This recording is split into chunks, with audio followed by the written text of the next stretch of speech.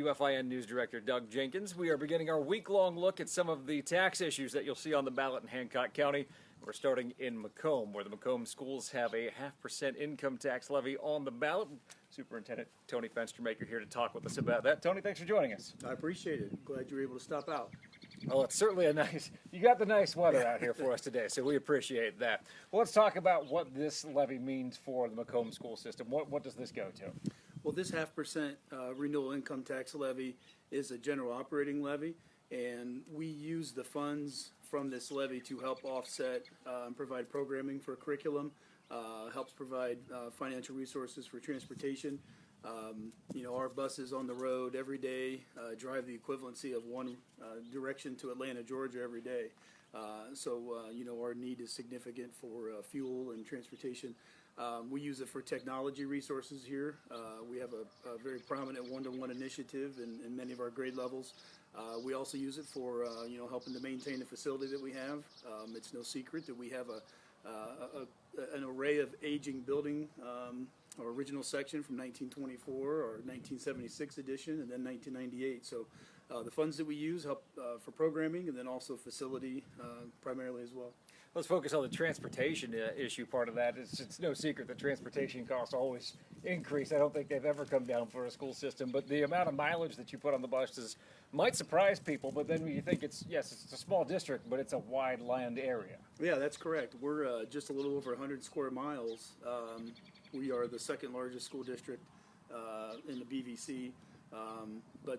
We have a lot of moving parts. We transport students mostly throughout the day, transport students to Millstream. Kind of as the crow flies, we go from the Blanchard River up until a few roads into Wood County. So we're 15 miles straight up north and south. So we have a big coverage area, and it takes dedicated staff, and it takes an integral system to develop the routes to help us save the most amount of money. As far as technology efforts go at McComb, I think one misnomer that maybe that happens for all small schools in the areas, maybe they're not as up to date on technology as bigger schools, but that's really not the case. It's been a growing portion of every county school district. You talked about the one-to-one effort. What has that meant for school children in McComb? Yeah, I think it's important to, someone once said that if you're not the lead dog, the view never changes. So we need to make sure that we stay up to date and provide our students with resources. We have most of our staff utilize Google Classroom, post their homework assignments online. We're one-to-one in grades 5 through 12, so students have a laptop, and then the other students in the K through 4 do have a cart in their classrooms that they can utilize anytime. We're able to do a lot more distance type learning. We're able to provide students, some that don't have access to a computer at home, that gives them that opportunity. We're able to do more cross co-curricular activities as well. So it's been beneficial, and we need to try and stay as prevalent as we can with the changing job market.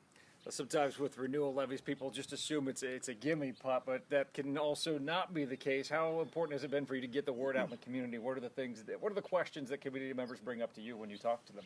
Yeah, I think it's important to be fiscally responsible. So the Treasurer, Linda Clymer, and I have done some transparency in our McComb newsletter. We've talked about what some of the monthly expenditures are that we see from time to time in terms of staffing, in terms of our photocopying, and just make sure that our district residents understand what we're doing to be fiscally responsible. Another way that we're trying to make sure that we keep the financial health of our district moving in the right direction is through grants. So far this year, we've secured over $97,000 in grants for the district. And while we know that you can't always rely on grants, we want to certainly seek out those opportunities to help offset some of the costs. We did a forum one evening. If anybody had any levy questions, they could come and check. When we've put several publications in the newsletter of McComb, and then also we have a listserv email that we sent out some fact sheets about what the levy goes towards.